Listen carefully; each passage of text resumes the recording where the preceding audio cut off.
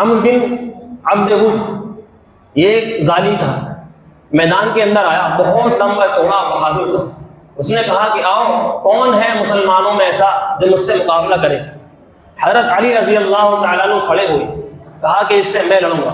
حضور صلی اللہ علیہ وسلم نے فرمایا کہ علی یہ عمرو ابن عبد ود ہے، کہا کہ بہت بہادر ہے، اس سے لڑنا ہر کسی کے بس کی بات، آپ بیٹھ جاؤ، کوئی اور کھڑا ہوگا۔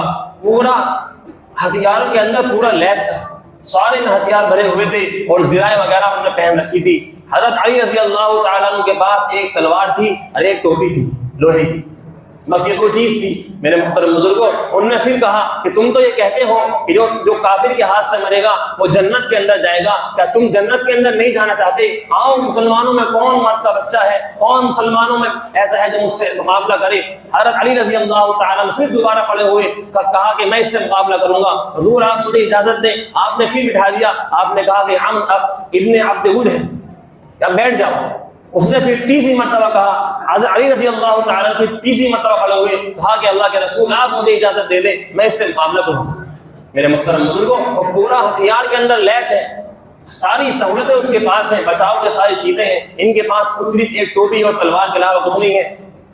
انہوں نے کہا کہ اللہ کے رسول اب یہ آدمی تکبر کے اندر آ گیا ہے، اب انشاءاللہ اس کو میں گرا دوں۔ یہ میدان کے اندر گئے، جانے کے بعد کہا، اس نے کہا عمرو ابن عبد ود نے کہا کہ تم کون ہو؟ حضرت علی رضی اللہ تعالیٰ عنہ کہا کہ میں علی ہوں۔ کہ کہا کہ میں تجھے کیا کہا کس لیے آئے ہو؟ کہا کہ میں تجھے دو چیزوں کی دعوت دیتا ہوں، یا تو ایمان لیا، ہمیشہ ہمیشہ کی جنت مل جائے گی، یا پھر مجھ سے مقابلہ کر۔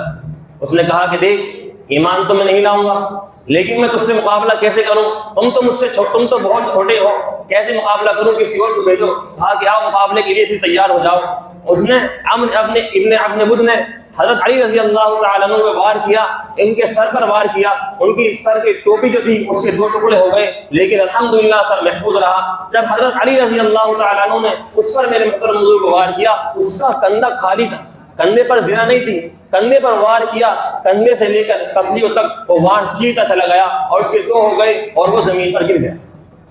حضرت علی رضی اللہ تعالیٰ عنہ نے خوشی کے اندر نعرہ تکبیر لگایا، کہا دیکھو، خوشی ہوئی کہ دیکھو اس کو تم بڑا بہادر مانتے تھے، آج میں نے اس کو گرا دیا۔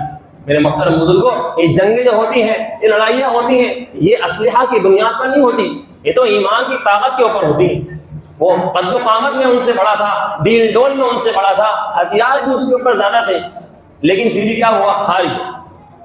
میرے محترم بزرگوں، ہمارا ایمانی جذبہ بالکل ختم ہو چکا، اللہ ہم سب کی حفاظت فرمائے۔ ایمانی جذبہ ختم ہو چکا۔ جب انہوں نے اس کو مارا اور اپنی آخری سانس لے رہا تھا، جب اس کا کام تمام ہوا، اس کے حضرت عمر رضی اللہ تعالیٰ فرمایا کہ تم اس کی کپڑے بھی اتار لیتے۔ کہا کہ میں اس کے کپڑے اتار رہا تھا، لیکن کپڑے اتارتے ہوئے اس کی شرمگاہ ظاہر ہو گئی، اس لیے میں نے ان سے کہا کہ چھوڑ، میں ان سے کپڑے وہیں پر چھوڑ کر اپنا۔ ادھر میرے محترم بزرگوں، صحابہ 313 ہیں، کفار 1000 ہیں، لیکن پھر بھی کیا ہو رہا ہے؟ پھر بھی ہار گئے، پھر بھی ہار گئے۔ 313 اور کہاں 1000، اور 313 پر ہتھیار بھی پورے نہیں، ان 1000 پر ہتھیار بھی سب کچھ ساری چیزیں ان کے پاس موجود ہیں، پھر بھی بھاگ رہے ہیں۔ کیوں بھاگ رہے ہیں؟ اپنی جان، ادھر انہیں اپنی جان کی پرواہ ہے کہ میری جان بچ جائے، انہیں اپنی جان کی پرواہ نہیں، ان کے سامنے جنت ہے، ان کے سامنے جنت ہے کہ مریں گے تو کہاں جائیں گے؟